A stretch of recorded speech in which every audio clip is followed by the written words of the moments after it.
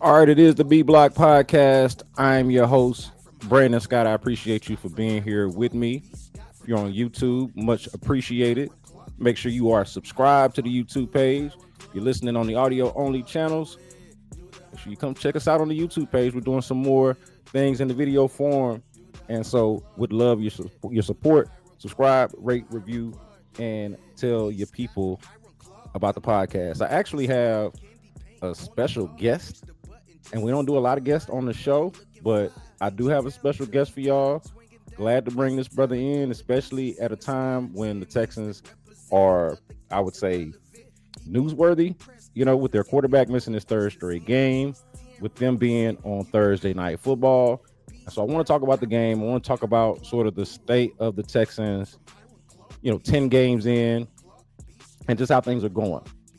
So let's bring in my guy, ESPN's DJ Bien-Aime. Look, DJ, I want to first of all thank you for being a part of the program and give me some of your time. I know this is the day before the game, and so probably trying to relax as much as we can. But I did want to talk to you about the game, and thank you for being here, man. Let's kick it off with this though, kind of a very basic question, and I don't know if it's a basic answer. I'll let you decide. But the Texans are 5-5.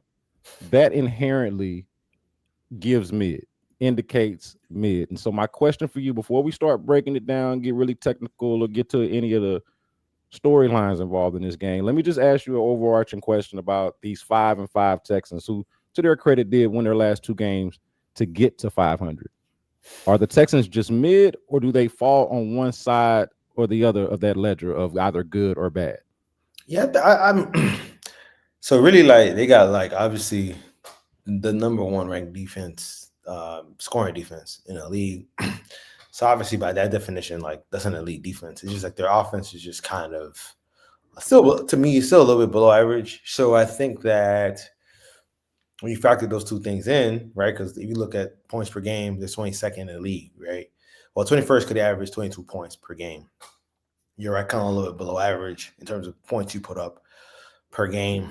And, sometimes I know it's not fair, but I do believe if you remove when they played the Ravens that game, obviously a bunch of guys were missing, right? On the Ravens side, right? If you do the math on that, and we remove that, so 22 times, they played 10 games, so they're roughly around 200 points, 222 points, or whatever that is, minus 44. So we divide that by 9 instead. They're kind of averaging roughly 19 points, 19 and a half points per game on average, right? Because that Ravens game, the Ravens team that we see now is what the Texans played that game. You know what I'm saying? So you kind of gotta flush that out, even though you put up 44, but you still gotta flush that out because we saw the very next game what they did. Right? They struggled against the Seahawks. They looked good against the Niners, and the next game, obviously, CJ. I think that's against CJ got hurt. Yeah, that's against CJ got hurt In Denver, against Denver, yeah. Yeah, against Denver, right? And granted, I do think they probably would have won that game if he finished because he was kind of dicing them up early. Just couldn't finish in the red zone, and the defense was playing so well that I don't see a scenario where a CJ Stroud team, the way he was feeling, the way he was playing that day, loses when the defense only gives up 18 points. You know what I'm saying? Because we don't really have that many games where the CJ and the offense don't score at least 20 points at home, at least. It's happened. Obviously, the Ravens game comes to mind, et cetera, et cetera. Those games come to mind, but a lot of games they put up majority of the time they put up 20. So I think they probably won that game. But I would add to that, I feel like that half plus of football that Davis Mills played in that game kind of gets a little bit overlooked after now that they've won the last two games. Yeah. So the way you look at it is just he's 2-0 in the last two in the games that he started, and they've won the game. He's been, to his credit, made some plays at the end of the game that helped them win the game. But then we kind of forget how that Denver game actually ended. Right. And kind of to your point, hey, if the starter is in there and not the surprise to go in the game backup, right? He had time to prepare in those next games, and he went out there to his credit and handled his business.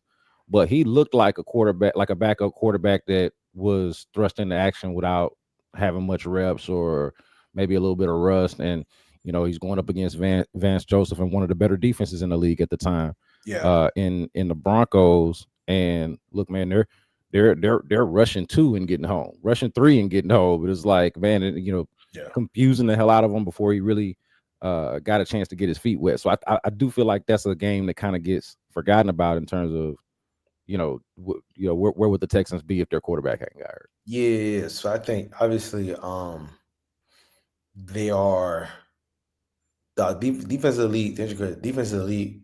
The offense is still a little bit below average, but I wonder what it would look like if CJ had played the last 3 games. You know what I'm saying? Obviously, I think they obviously beat the Titans, they beat the Jags. I know some people are like, well, Davis led that crazy comeback. Truth be told, like there's no way on God's green earth they're down 21-9, 21-10 to the Jacksonville Jaguars. And I get it with CJ, and I get it like, first drive pick, second drive fumble, that turns into a touchdown. Um, but there was still a lot of football that went on in that game. And the offense didn't start scoring until the fourth quarter, right? They had 10 going into the fourth.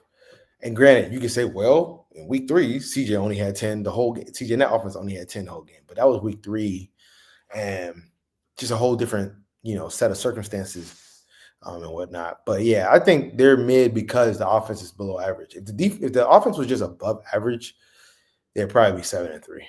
They'd probably be like kind of like Broncos realm, right? Because the Yeah. Broncos offensively aren't great, but defense is so elite that like you just gotta get 21 points and you got a chance to win every single game. All right, so let's get to this then, because I do want to discuss the offense, and I wanted to bring up Nick Caley, and we'll talk about the game in a second. But as far as like the offense being mid and why it's me, I'm curious of your Nick Caley assessment of how you think Nick Caley is doing right now. Obviously, it's been inconsistent. It's been up and down. We talked about it, right? They lose their first 2 games, then they win. I'm sorry, they lose their first 3 games, then Mhm. they win their next 2 games, and I guess rattle off 3 of the next 4. But then lose again, and then they win their next 2. So it's like it's up and down. It's up and Mhm. down. So as far as like the first year offensive coordinator who I think was tasked with a like tremendous responsibility. Forget just being an NFL offensive coordinator, but an NFL offensive coordinator in this specific situation. All right, and we're talking about Nick Caley here. What do you think about how he's done so far? I want to look at before you answer. I want to look at some of your work here from ESPN.com, y'all. All of you beat writers over there kind of took a look at the play callers mid-season, sort of Mhm. analysis on the play callers around the league, and you talked about their pass blocking improving. You talked about how the offense has been inconsistent, as we just mentioned. And when they asked you about a key to the second half, you mentioned playing better against better teams. Yeah. This is timely. Obviously, this is an evergreen sort of assignment. You could do these grades at any point of the season if you wanted. Mhm. But your point here, playing better against better teams, is a timely one because who they got, who they got Thursday night. They got the So Buffalo Bills. they got the Buffalo Bills, which I would say is objectively one of the better teams. At the very least, they've got the MVP and Josh Allen, and always are going to be in pretty much any game that he plays. Yeah. And so look, it's fortunate. They're fortunate they got the number 1 defense going up against Josh Allen and Yes. technically the number 2 offense. But the offense is going to have to, the Texans offense, that is going to have to carry its share. Right. Yes. It's going to have to carry its fair share at some point. And I don't know why. I don't think it's no time like the present. But I am Right. curious of what you have thought about Nick Caley. Because for me, just before I throw it to you, I'll say this. I think there have been some rough moments and some growing pains for a first-year offensive coordinator. That part is clear and obvious for Nick Caley. But at least over the last couple of games, the last few games, he's actually been toward the bottom of my list of issues Sure. and concerns in terms of what is the Texans' problem. Now, obviously, they won the last 2 games, and they were right in the game before that they lost. But like even the Denver game, for example, where I thought he was rightfully criticized for maybe some stubbornness there at the goal line. Maybe there's some of the goal line play calling you can question. Also, it's like I get the football people thinking that their offensive lineman should be able to displace a man a yard, Yeah. Yeah. Yeah. to get in there. I get why they would think that. Outside of that sequence, I thought he called a decent game. I didn't like it. It didn't stand out to me like, oh man, I wish somebody else had the headset. So Mhm. what have you thought from watching Nick Caley all season? Yeah, I think early on it was like, travesty for sure. Um, it's gotten better as times progress, but I think it looks good against suboptimal teams, and it's obviously better. I mean, it's better against bad teams. Quiet as it's kept, there's been like the discussion that what about people with CJ, CJ at quarterback. No, Davis might be a better fit for his scheme or whatever, all that nonsense. They only had 16 points against the Titans. I saw it. You know what I mean? Hey, Like, hey, DJ, look, I'm not gonna hold you, man. And I said this on this podcast already, so the people that are watching and listening have already heard this, but I'm just gonna share it with you, man. And you were at the game, right? You traveled for yeah, this one. I watched this from home, right? I don't travel. I go to the home games. I don't travel. I watched this from my couch, man, from my movie room right over there, and I nodded off twice. I'm technically kind of still working the game because we still got like stuff to do, even if we're not on yeah. site. You understand how the business works. Mhm. But like I'm supposedly like working from home, and I nodded off twice. They had to nudge me. My daughter and my girl had to nudge me twice Yeah, during the game. yeah, That's what we were watching. That's right. what I know you were on site. You were working. You were for real. You couldn't Yeah, fall asleep if you wanted to. But right. I nodded off twice, Yeah, bro. yeah. Like that was a game where like obviously defense played as good as you could play Mm, again as usual. Obviously you could probably say like probably hold them under 13, but it's like bro, like if your defense holding anybody at 13, like you should always win that game. And the fact that it still came down to the last drive is kind of crazy. You know what I'm saying? Like, and the fact that they were in a gotta have it 3rd and 16, and if the corner just sinks more, like that's converted. And I think the run game stuff has been pretty smooth. Like I'll give Caley his credit there. The run game stuff has been pretty smooth. Like I actually rock with his run game approach.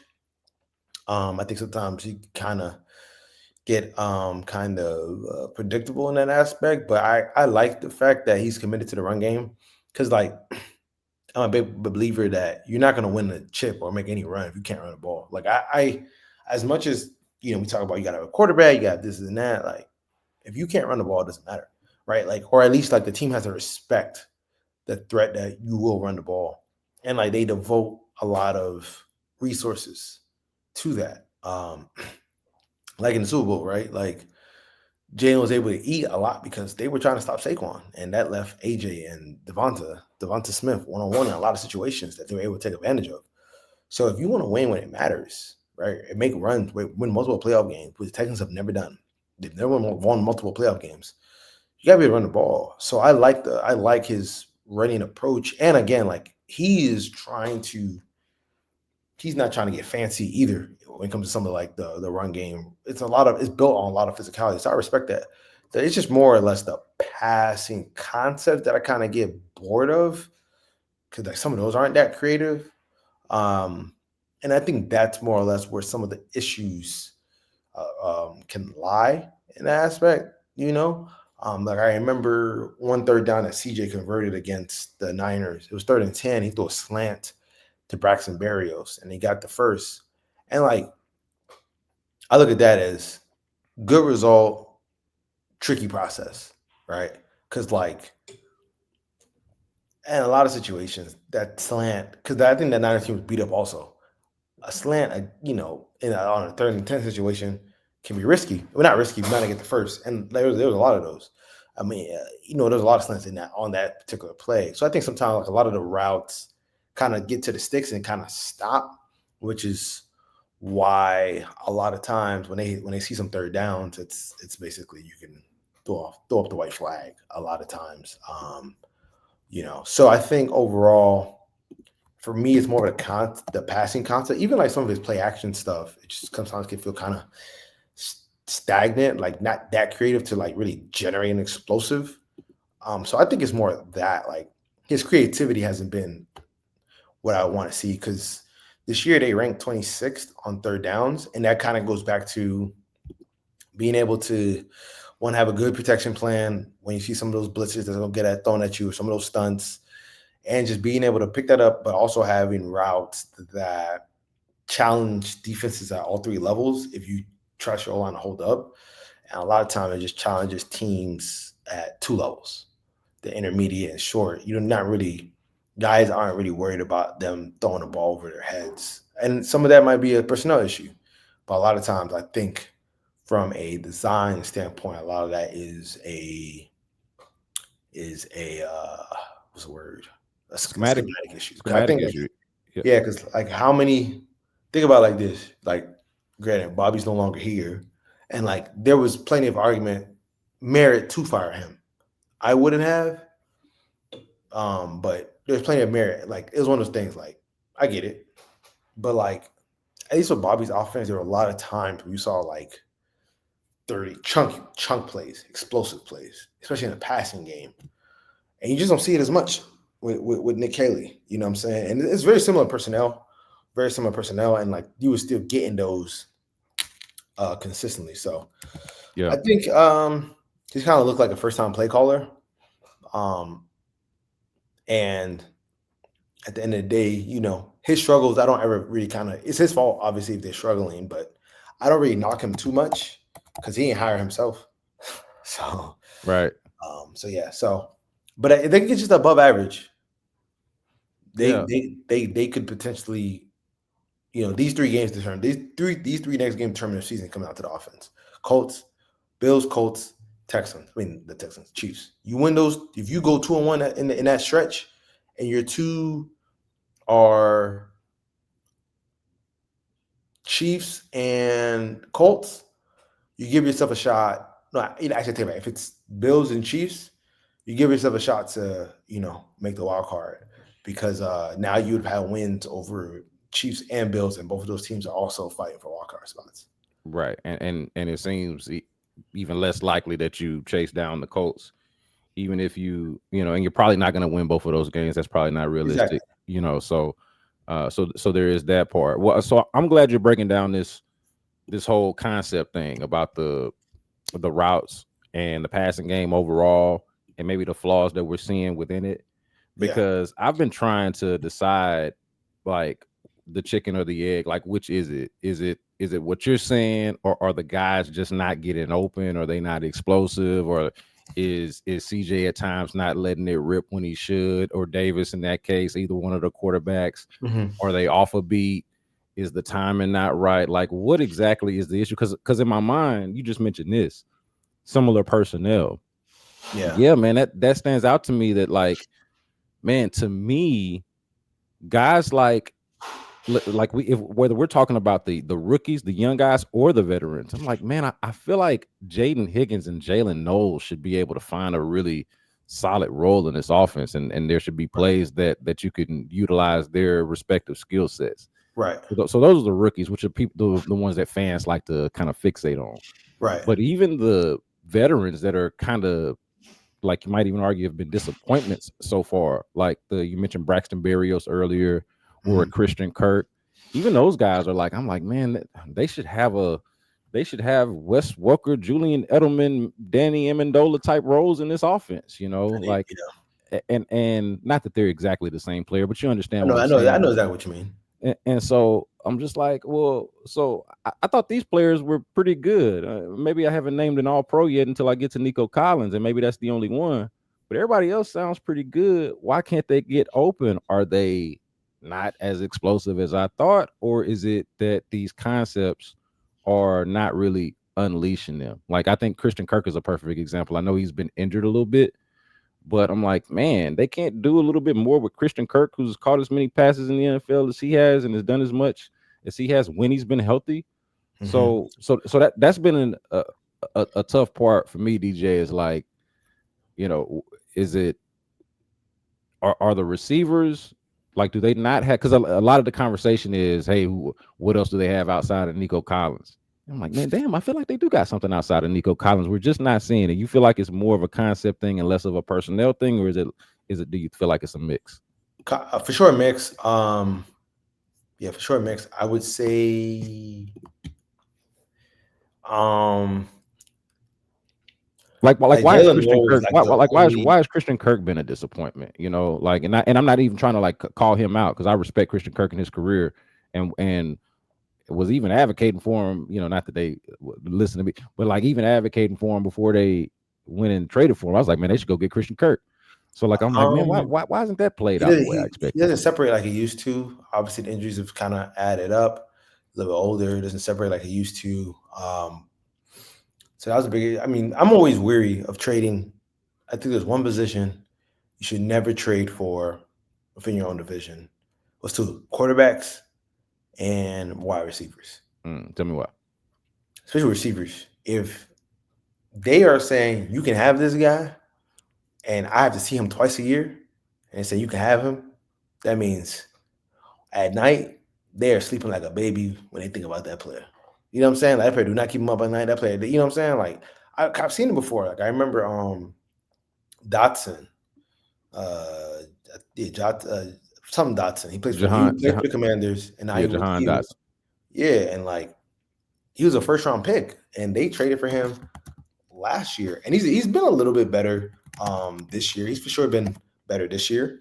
Um, but again, like overall, since he's been there, he has 410 yards and one touchdown in 27 games, regular season games with them. Obviously, playoffs, he had three catches for 53 yards. And like I remember Devontae Parker got traded from Miami to New England. Like he ain't do nothing when he got there either. Like usually if they trade you within the division, they are not worried about you at all. Like it's been proven. Like it's rare where a guy gets traded because if you can make that's why Miami didn't trade Waddle to Buffalo, even though they're trying to offer him some first round picks. It's just like I don't Yeah, want to see that they guy know he's twice. still good. Right. Yeah. Yeah, so that was always a red flag to me. I never liked the trade for that particular reason. And on two, like you're paying majority of his contract, and like you just used that money to bring back Stephon Diggs to be 1,000% honest. You know what I'm saying? So that's one. So he just doesn't separate as much. Obviously, older player, et cetera, et cetera. Braxton's always been kind of a return guy. So like expecting more out of him isn't necessarily fair to him because he's never shown you more. You know what I'm saying? Um, and I would say with the rookies, they're still rookies, but I think what the offense misses the most is like, and then Noel can beat that, but they don't have like that burner that like makes the defenses have to get back. So I think it's a combination of all of it, like some of the route concepts, some of the personnel, right? Like they don't have a guy that stretches the defense vertically, like because then like you have to there's certain ways it forces you have to play differently when you have guys that can truly take the top off, which is why Tank had so much success and Nico had so much success and CJ has so much success that first year because they all played off of each other pretty well because Tank had a vertical presence to him, even though it wasn't like it was sometimes it was dynamic. Obviously, I feel like in 2024 he wasn't. Obviously, he broke his leg the year before, so he wasn't as explosive at times. But again, like you still had that threat. They don't necessarily have that threat outside of Noel. So I think it's just a combination of all those things flowing in together. You don't have a burner, so like DBs can sit on third down on all your routes. And sometimes the concepts help feed into that. So I think it's a combination of all those things. Yeah, you brought up Tank. I was doing Kim Davis, our colleague Kim Davis. I was on her stream the other day, and she kind of just threw it out there like they don't have that Tank Dell type player, Mm-hmm. and I hadn't really thought about it until she mentioned it. And then of course you just mentioned him again just now. Like, and the thing with Tank is like he's got good speed, but it's Mm-hmm. more so his suddenness that Yeah, more than anything. for sure. And so, like, but then that suddenness, I feel like, and obviously you ran Trey, you can speak to this better than I can. But my logic is that suddenness then enables the speed that he has, right? Like Mhm. it's difficult to keep up with something that just gets away Yeah, from you as quick as he does. his acceleration is elite. Elite. Yeah, Yeah. at least obviously before he got injured, we'll see how things look once he gets back, and obviously hoping the best for him. But that part stands out though, and I don't know. I don't know who I necessarily thought that player was going to be. I thought it could be Noel. I know there's a lot of clamoring for more Noel, right? Yeah, We see a lot of that, it could be but no for and sure. It and, could be no. and it could No be has Noel. that vertical presence. Yeah, but It just looks a little different. and so I'm just waiting for him to unlock it. This was my whole thing, like earlier in the week. DJ is like, I think between Jaden, different kind of players, obviously, and we've seen all of the Iowa State guys show flashes at points this year. Like Mhm. all three of those Iowa State guys have done something that has like helped them win a game at some point this year. Yeah, But specifically with the rookie ones, Jaden Higgins and Jalen Noel, I'm trying to figure out like how can they just unlock those guys? And maybe it's doing a little bit more with those concepts and it not being as basic as it's been the way you describe it and kind of just opening things up. But like I feel like there should be more there with both of them, Higgins and like Davis Mills. We were there yesterday when he was talking to us, but Mhm. on the broadcast, I think Mark Schlereth said that Davis Mills had called Jaden Higgins essentially a Nico Collins clone. Yeah, Yeah. and we know guys talk up their teammates, but that stood out to me that he said that. And then Mhm. he kind of doubles down when he was with us. And none of us even, I was going to ask him about it actually, and then he kind of said, like, "Hey, you got a guy," and he gave us that little smile, like, "We got a guy that's very similar to Nico on the other side." So I'm like, okay, that should look better. That should look that's and then of course, like we mentioned, Noel as that potential deep threat. Like, is there like are we just not seeing them maybe develop as fast, as the obviously rookies, or do they need to just try to do more with those guys? Yeah, she should try to do more, especially with Noel. Noel, believe it or not, one, two, three, four, has played the fifth most snaps out of all the receivers. The craziest stat is Kirk has played more snaps than Noel, and Kirk has missed what, At four least three. games? I was gonna say at least three. Yeah. Yeah. So like That's crazy. That's yeah, crazy. yeah. So anytime he plays, anytime Kirk plays, he just kind of eats in because they both basically play the same spot. So he just eats into into his playing time. Like this last game, Noel had 17 snaps. Kirk had 36. The game before that against the Jaguars, participation. Give me a second. I'm on next gen stats. Pulling up right now. Noel had 23 snaps. Kirk had 29. And I think that's just more of like they're paying him $16 million this year. So they gotta get some value out of it. But they go back to like, why trade for a guy in your own division? That if the team wants to get rid of him bad, it's like, why you want this brother off this team so bad?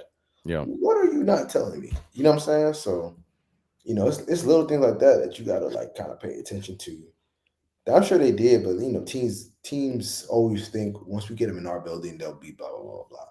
So I think Yeah. it's just more getting Noah on the field more because when he's played, he's actually been the one guy that's been able to generate explosives. So that's kind of more where I'm at there. Yeah, because I think Yeah. Yeah. the I feel like Seahawks in the Niners game, he had 77 against the Seahawks, 63 against the 49ers, and he had that long 44-yard completion. So I think it's just more like getting him involved more. yeah, the way I've put it is that Nico Collins and Dalton Schultz are your most reliable pass catching options. And then to me, the rookies, Jalen Noel and a running back, actually, Woody Marks, are your most explosive like weapons overall. And I'm factoring Woody can obviously run it and catch it out of the backfield. Right. So like I'm kind of giving him that double credit there. But to me, that's what it is. Like your old reliables are the obvious ones, Nico Collins, and of course your highest paid tight end, one of the highest paid players on your team, and Dalton Schultz. And then these new dudes, these young guys, and Yeah. Noel and I think the rookie Woody Marks, and then Higgins, like to me, he should be more involved as well. Like, or maybe I should say targeted more is what I'm looking for. Like, maybe they should look for him more. It stood out to me. Obviously, he had a really impressive third down catch early in that Tennessee game, Yeah. and then what I thought went under the radar. And maybe because it was just one play, I might be making too much of it. But it did just kind of make me think of how coverages react to a guy like that. He drew a penalty on like a double move. Mm-hmm. in that game as well. And I started thinking, that's something that guys don't really talk about a lot. Is like guys that can draw penalties, or like just difficult to handle. And Yeah, yeah. he runs well for a big dude, and that can be a really difficult matchup. I just feel like I heard Casario on our radio station on Sports Radio 610 saying something about it seems like and this might have been a while ago. It seems like he catches everything they throw at him. Not only does he by and large catch it well, but like I feel like he could also draw penalties, because he's so damn big and physical. Mhm. If you involve him more, so I think there's an added benefit, a double benefit there of, hey man, just kind of let him, throw the ball to him, man. See if Yeah. he can, and just kind of let him work. No, I agree. I agree. Yeah. So let's move toward this game real quick before we get out of here, because I do want to talk about the matchup. Of course, the news of yesterday was that C.J. Stroud is going to miss his third straight game. Concussion protocol, we know all of that. He was actually back out there on the practice field. I imagine in a limited capacity, right? Yeah. Um, Yesterday, and Jalen Petrie, who's also going to miss the game. Of course, if in case everybody didn't remember, Jalen Petrie, C.J. Stroud, and Titus Howard all went down with a concussion in the same game, right? When the Yeah. protocol, and it stood out to me in that game, even like as they had a chance to win it. I was like, man, they're getting their asses kicked, like not in an embarrassing way, just like in an actual factual way. Like Bruz is dropping and getting concussed. But Yeah. anyway, Titus Howard came back and was able to play the last game. Jalen Petrie was able to practice in a limit, or was at least in their walkthrough listed in a limited capacity on Monday, while CJ Stroud was listed as a non-participant. But then it turned out the next day both of them gonna miss the game. Right. So that's a story. And that means that Davis Mills gets the Buffalo Bills on Thursday night football. I know we talked about Nick Caley and the scheme. I know we talked about the weapons and how that's looking. You mentioned running the football. I kind of want to get back to that in a second because I think that's relevant to this football game. But Davis Mills for now, man. What are what are you seeing from Davis Mills, or what have you seen from Davis Mills that you feel like has helped him help Houston win these last couple of games? And what do you think is the key for him Thursday night against the Bills? He's playing in rhythm. I think like he's kind of getting to the top of his drop and letting it rip. Um, and I think that ironically, an offense like this is kind of a lot of I won't say stagnant routes, but a lot of you got your concepts, you got your dagger concept, you got very much routes where you got the slant, stick concept, you got your stick route, out route, go route. You have your slant combos, et cetera. So you got your curl combos. You got your corner out combos, like those type of concepts. Like he's just kind of seeing it, letting it rip, not trying to do too much. And I also think that Nick Caley running the ball as often and and to a sense effectively puts him in less third and long situations, and he can just kind of keep the offense going. Because if you notice, like especially from a passing standpoint, they don't really get too many explosives. I was actually just looking up the stats. I was very curious. I might need to filter a little bit more. But CJ is like 19th in the league in like explosive passing. Um, and that just kind of puts back to that point, you know what I'm saying? Of just some of the route concepts kind of lead to that. But just playing on time, getting the ball out, not trying to do too much, and just kind of going from there. So I think he, when the run the ball effectively, the play action game starts to work. So yeah.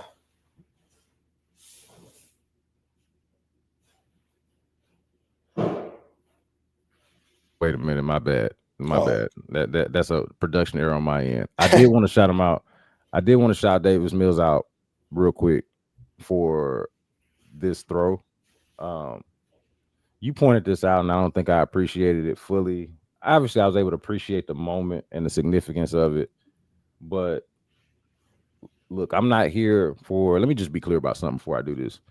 I'm not here for none of these Davis Mills versus CJ Stroud Nah, conversations. it's silly. Yeah, nah. And I saw you mention on socials that like it's a radio conversation. Exactly. Yeah, and it definitely is. I'm not disputing Exactly. that, but that's one of the things that makes radio very maddening Yeah. because you feel like you have to get in the mud sometimes when you don't win, like when you got your nice clothes on, for Yeah. lack of a better. Exactly. It's like, man, I don't want to. I don't actually don't want to do this. And so I don't have. I think I talked about this on the podcast already. I think I went over this last week about the let's stop this Davis Mills version because it was actually a radio topic last week. Yeah. So like it's these things happen, and there's some other things I think at play that we don't have to really get into that I think make this kind of come to be. But that being said, I don't want that to not let us appreciate Right. something pretty good, and give credit where it's due, because above all else, I feel like I ain't no hater, right? Yeah. You know what I'm saying? And look, you asked Nick Caley and maybe even Davis. We were there yesterday. I'm trying to remember, but about this throw, to and this was one of the more encouraging. And it's probably gonna do this thing. I should have mentioned it's gonna do this. But this was kind of one of the more encouraging signs for me. I know it's just one play, and we don't want to make a mountain out of a molehill and say too much about one play.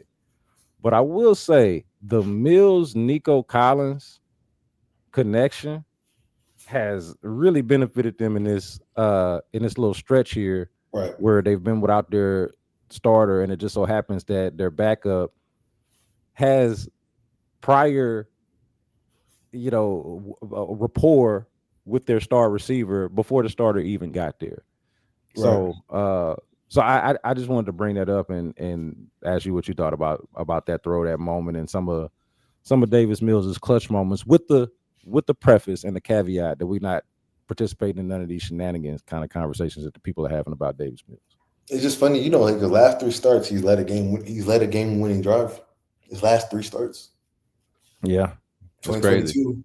Yeah, yeah, January, the famous one that got him, CJ. DJ. Yeah, and Yeah, then the last two, and it's funny because before that, he used to like fold in those situations. So it's good to.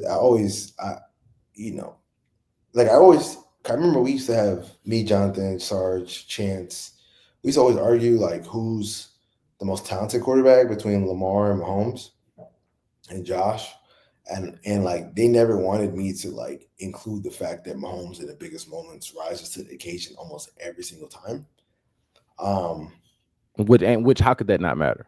yeah, and I'm like, yo, that's a skill. That's a talent to be able to like, you know, and I guess like since I guess technically none of them played sports beyond I guess high school or whatever.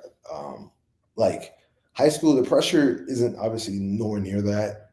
But like obviously me, I ran track in college. Obviously the pressure there is not nowhere near where it is in NFL or whatever. But still though, like in the biggest of moments, being able to come through. Cause like that takes preparation, mental focus, um, what you do off the field, off the track, whatever, off the court to prepare you for those moments. Um, Discipline, discipline. Discipline, like all that is part of your talent. Some people just naturally in those moments can can operate in those situations, and like some of that is you got to be born with that, like that innate ability. Like I have a take. It's not hot, but it's an interesting one that like some people like quarterbacks with ADHD. It can be tricky for them to succeed in the NFL because ADHD is a sharp. It's a obviously attention deficit like you have in your brain or whatever. Like I have ADHD. Like I couldn't play quarterback because of that issue. You know what I'm saying? Like I'm just talking generally because like things happen so fast and you got to be able to amidst everything be calm in that storm and not allow your brain to like make you just react off and just do something crazy or insane or whatever in that moment. You know what I'm saying? I could so that again, like sometimes you get born with, and some people are born. Some people aren't born with it. So like if you aren't born with it, and you're born with that kind of cold, calm, cool, collected mental capacity. That's a talent. Not everybody has that. So it's been cool to see Davis kind of tap into that, and I think his calm manner that he doesn't get too high or get too low. Like that's a real thing. Like people, like players aren't robots. Like this isn't necessarily Madden, where like you could throw the ball to a guy 10 times and he doesn't catch it 10 times, but then on the 10 to 15 time, he just reels it off and like as if nothing happened. Like that's tougher to do as an actual human because you have emotions and things of that nature. You know what I'm saying? So um, seeing him make those key clutch plays kind of speaks to how much he's grown as a player, and it just speaks to just that personality trait that he has that allows him to be even and killed through those moments. Yeah, no, that's something like even when he's like not performed in high pressure moments, it's one thing that I've always noticed. It's two things I've always noticed about Davis Mills, and they've I would say stood out over these last couple of weeks. Mm-hmm. Number one, he's physically stronger than you might want to give him credit for. Like he's stiff arm, one of those defense, whoever number 0 is for the Jacksonville Jaguars. Right. Uh, and he also like I feel like twice he got out of something. Maybe the other one was Travon Walker. But Yeah. I it was remember, like I remember those plays. it was like twice he got out of something that it didn't really look like he was supposed to get out of. Right. And so there's a little underrated strength, whatever it is, natural strength, weight run, whatever it is. He's got some underrated strength, and then the toughness and focus, the fact that he doesn't rattle, even when Mm-hmm. he makes plays that look like oh he was rattled or he folded there. I get the sense that he didn't actually rattle. He just made the bad decision or made a bad throw Right. or it Right. was, Right. Right. talent discrepancy, whatever the case may be. But it wasn't because he was scared Right. or unprepared or nervous or anything like that. So the dude is even keel, doesn't get too high, doesn't get too low, Mm-hmm. tough as nails, and a little bit stronger than I, would That's what I I said. guess I was thinking the same thing. expect. I was thinking the same thing. Yeah, yeah, for sure. So that's Davis Mills. But this game, here's what I thought it was different about this game though. It's like I'm not about to minimize the importance of quarterback play. That's dumb. Mhm. But having said that, Yeah. I do feel like this is one of those where the run games really got to show up. Okay. Yeah. I agree. And you were talking about like how you don't really have much beef with their approach and what they're doing in the run game, that being the Texans. Mm-hmm. But at the same time, like that's been up and down. Like they'll Yeah. have games where they really run it well, and they have games where they don't. And I think you can find some examples around the league where just simply committing to the run game is a benefit in and of itself, as opposed to like how well you run it. Like I think back to when they played Seattle on Monday Night Football. Big thing for me watching Seattle was like, man, they did run it well against the Texans, especially early in the game. But Yeah. going into that game, it was like, man, they don't necessarily run it that great. They Right. just don't stop. They just don't decommit to it. They don't stop doing it. And then Yeah. that opens things up for them just because they're committed to it and things look as obviously that's a Kubiak, Shannon, well, however you want to characterize that system. So things look the same and it just opens things up a bit. But when Mm-hmm. I'm looking at this matchup, bro, the Bills, okay, and I could be missing something. I'm not going to pretend to have watched every defensive snap, but when you They're look at not the numbers, when you look at the numbers, the reason why they're a mid defense at because their best, run defense is bad. the run defense is bad. Pass defense ranks toward the top, but the run defense being so bad, it's like, why throw it? This is football, right? So like you seen me, y'all can see me on the video right now. I'm not no football player of any kind, but I do understand that conceptually in football, if you can run over the next man, that's how you can simplify the game at its finest. Like just, Yeah. oh, I'm stronger than you. Oh, we're just gonna run you over, and that's gonna be Right. our approach. Right. And so to me, I bring that up just to say that I think this is one of those games where look, it's got to look a lot more like those last drives against the Jaguars than it Yeah. did, let's say, for parts of that Titans game where I didn't feel like the run game was quite up to that level.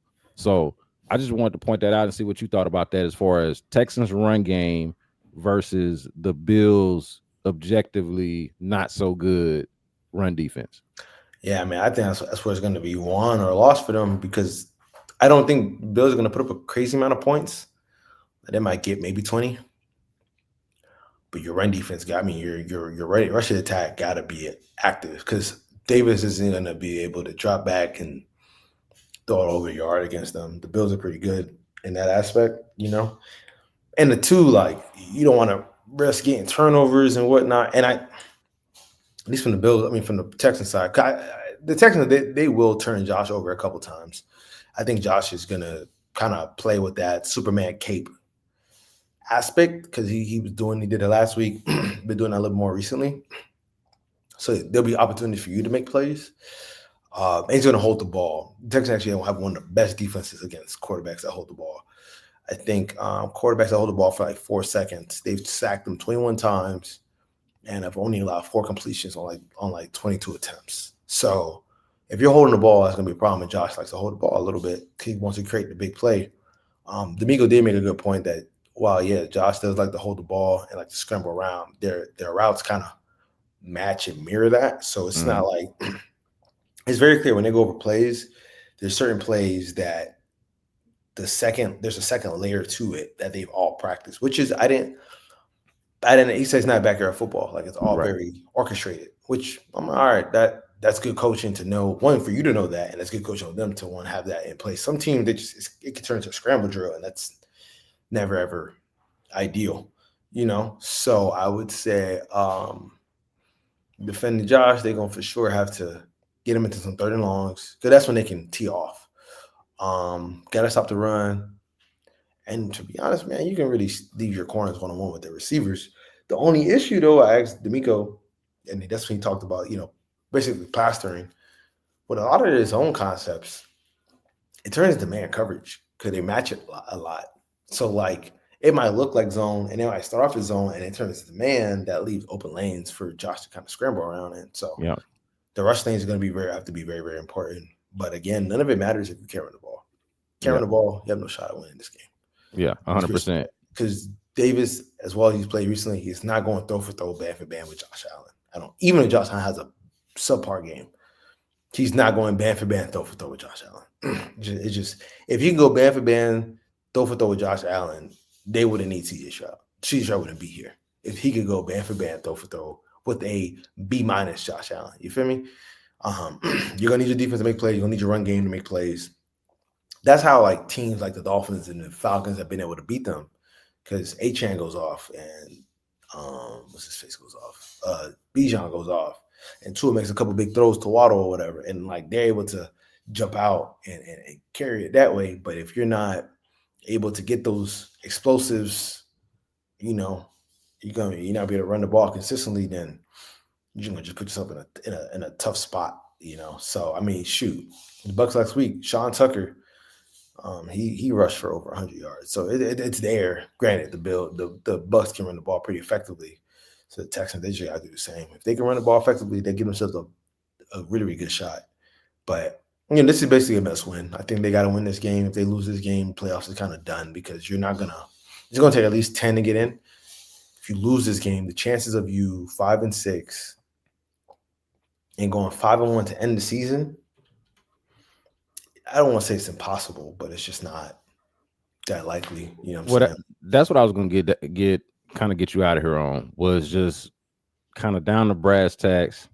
Like when we look at the landscape, the kind of the overall state of affairs here, and we know, like I think even you asked D'Amico, and you might ask everybody, just like how do y'all compartmentalize essentially? I'm paraphrasing you, but like how do you compartmentalize essentially the implications of a win or a loss?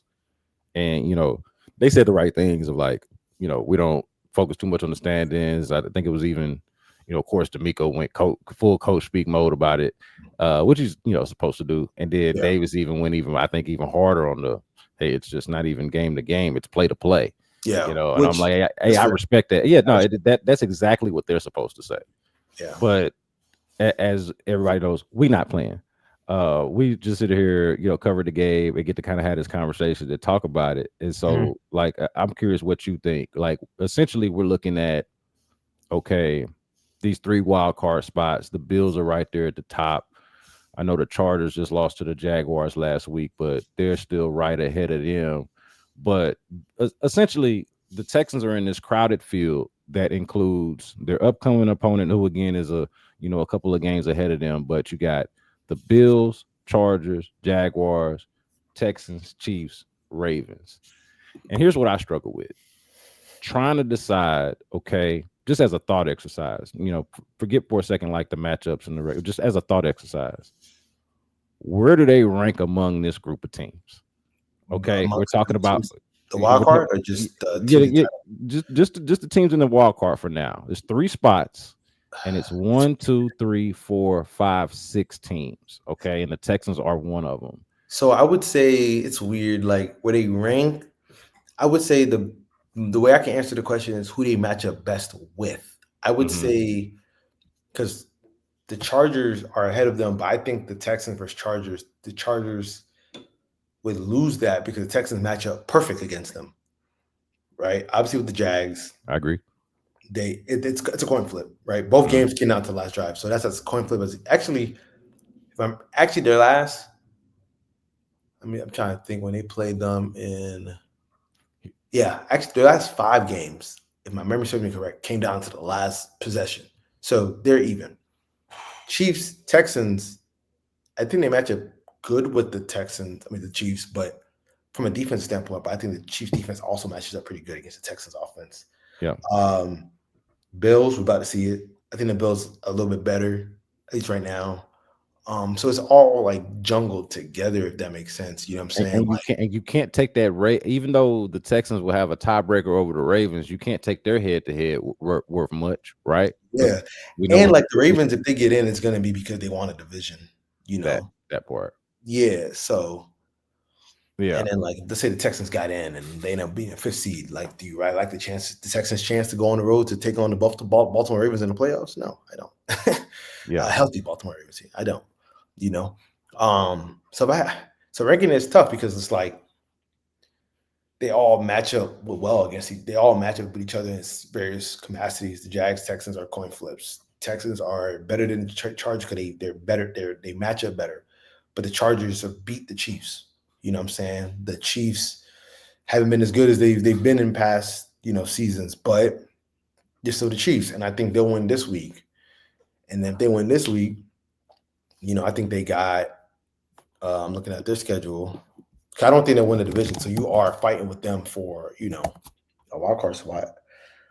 They got the Cowboys at home. I think they'll find a way to beat the Cowboys in that instance. And then they got the Texans. If they go 3-0 in that stretch, it's fair to say they're probably going to finish with at least 11 wins. You know what I'm saying? Just being honest. I mean, granted, like I'm assuming they'll lose something, but they got like Titans and Raiders on their schedule. They'll win those. And they got the Chargers. They'll win that one at home. You know what I'm saying? So that's like 3 wins I can guarantee they'll have. So that's 8 wins. I think this would be probably a year too, like where 10 wins don't even get you in. You know, Yeah. uh, and then like if the Texans finish with 10 wins, how much can you? How critical can you be? You know what I'm saying? Like I've been critical of a lot of stuff that they've done this year, but like if they finish 10-7, I have to be fair. Like I can't be like, oh, this is a catastrophe. You missed the playoffs, so it's not great. But I Yeah. can't act like the sky is falling because you finished 10-7 and missed the playoffs in a very stack. Now they go like 8-9. Now we can have more of a nuanced conversation. They go 7-10. Now we can have a more critical conversation. 8-9 more nuanced, 9-8 more nuanced, 10-7. Just got to throw your hands up at that point. You know what I'm saying? Yeah. Just throw your hands up at that point. Yeah. I kind of think back to something that you did earlier in the year with the Yeah. McNairs. They're talking about I think I'm trying to remember what the exact quote was, but they basically wanted to kind of replicate what I think from Cal's standpoint, wanted to replicate what they had done in the last couple of years. Yeah, for And, sure. and Hannah said something to the effect of a lot better or A something like lot. that. Yeah, yeah, yeah, You know yeah. what I mean? Yeah, And yeah, yeah. so not that we have to necessarily judge on that standard, but it does give you a sense for the vibe over there on what the Most definitely. Most definitely. Most what the definitely. thought was about taking that next step. At what And point? D'Amico was very clear in ways that he's not like, we trying to win the Super Bowl this year or get Yeah, close to that. Like or at least get to the AFC Championship game. Like, he was very, very clear this year on that. So like, even if they missed the playoffs, but they finished 10-7, they're gonna for sure be disappointment. But it's tough to like be ultra critical of them if that makes sense. Because you would have finished the year 10-4. You Yeah. know, like I've been critical of of a lot of things with D'Amico and Nick and Nick Caley and whatever. But I still have to be fair. You know what I'm saying? Like you finished the year 10-4, and you started 0-3 because a few plays went the Yeah. opposite way. Like if Dare don't fumble, you win that game. You might have won that game. If Henry To'oTo'o tackles Baker Mayfield, you win Mm. that game. You know what I'm saying? If Nico doesn't fumble the ball, you probably win that game because they were gonna score, or they score a touchdown, or maybe field goal, whatever. Jags go down, they score. To say like they score a touchdown, Jags score a touchdown, whatever. Nico, I mean, when they got into field goal range, so they would have just you could have legit made the argument. Could have started the year 3-0. Hey, Ali, since we doing ifs, if you manage the clock better, maybe you win the Broncos game. Yeah, exactly. So You know what I like mean? like this isn't Maybe. the Texans aren't like Miami, where like Miami lost to the Panthers last drive, the Bills last drive, the Patriots last drive. But they've also had games where they've gotten stomped by like the Ravens, or they got stomped by the Colts, and they got stomped by I feel like somebody else that's escaping me that they got stomped by, right? So like there's games where it's like, oh no, you're just not that. You're just not that talented. Texans haven't had that many games where they just got stomped. Now, Yeah. I will say every team. The only game they weren't really competitive in was the Monday night game, which was disappointing because it was coming off of a bye week. But it was that But Monday even night in game against that the game, Seahawks. they only lost by like you could say if they score on the 1 yard line, they get the ball back. They have a Yeah. chance to tie that game and go to overtime. You know what I'm Yeah. saying? So Yeah. like, now granted, I do think every team has a game where they do get stomped. That's just how it is. That's just how the NFL goes. Every team will have a game, even the team that won Super Bowls, right? That they'll just have a game. Like the Eagles last year had a game where they got stomped, right? So like it's bound to happen whenever that happens. You know what I'm saying? Like, because sometimes you just guys don't show up. You know Yeah. what I'm saying? Or because people don't realize like games can get out of hand quickly. Like if you're down for first two drives, you punt, they go down, they score two touchdowns. That's 14 zip going into the second quarter. And yeah, you can come back, but like it's still like you're down 14 zip. So, All right. So let's get out of here on this. Give me a prediction for this game. How does Thursday night football play out between the Bills visiting the Houston Texans? What you got? probably like 20-17, mainly because two factors. Um, I'm not too sure why. I've been just keeping track of it. D'Amico against good teams on prime time, kind of like I don't want like the team doesn't perform up to their expectation, or you just prime time in general. Even though like 2023, their first prime time game, they beat the Colts. Then they go to the playoff game, they beat the Browns. Then obviously lose to the Ravens. But then yeah, I know everybody peeped like a lot of the games outside of prime time, they were pretty good. They obviously lost to Green Bay, lost to Minnesota, whatever. They lost to Tennessee at one time. Got that Like, Lions so I game on was, the ledger. huh? Got that Lions game on the ledger though. That Thursday Lions night game. Lions game. I'm even thinking about a game that they won against the Bears on Monday Night Football or something, No, whatever it Sunday was. night football where you jump Sunday Night out Football. and then like Yeah, the Bears creep yeah. back. And if That was Caleb, not a good game for them. yeah, if Caleb, executes that last drive, you lose that game. Or like the Yeah, Jets game. the Jets game, You know what I'm saying? and then Like, obviously Monday night this year, of course, was not great. yeah, or like the Cowboys game. Even though Oh, like they won, but that was kind of floating in the balance until yeah, Cooper Rush, I forgot you about that. know, had his moments. I feel like the Christmas game. That's the big one. That's the Come big on one. now, the I mean, Christmas game. I That's what almost wanted to. Yeah, that's the big one. the That's the the big one. the Chiefs game. You know what I'm saying? Like the regular season Chiefs game. Granted, like they won their playoff game and whatever. But I feel like there's enough of a over and then again this year both Monday night games, right? So there's enough of a track record where it's like, and this is a thing, right? This is truly a thing. Like some coaches, like the Miko off of buys isn't great. You know what I'm saying? Like that's just I think off a bye they beat Miami, but like that game was kind of clunky. Obviously, they off a bye they lost to the Panthers, and they should have lost to the Seahawks. And then I want to say there's another game. Oh, short weeks. We didn't see in 2023 because they didn't have any short weeks. Well, technically, you could say the Colts game was somewhat of a short week, so I'll give you that one. But Well, because they played on Saturday. yeah, so I guess technically, but Thursday last year, obviously they didn't. It looked kind of clunky. Obviously, Man, hey, they had them bad boys play 3 games in 11 days though last year. that 3 game 11, but That hey, was criminal.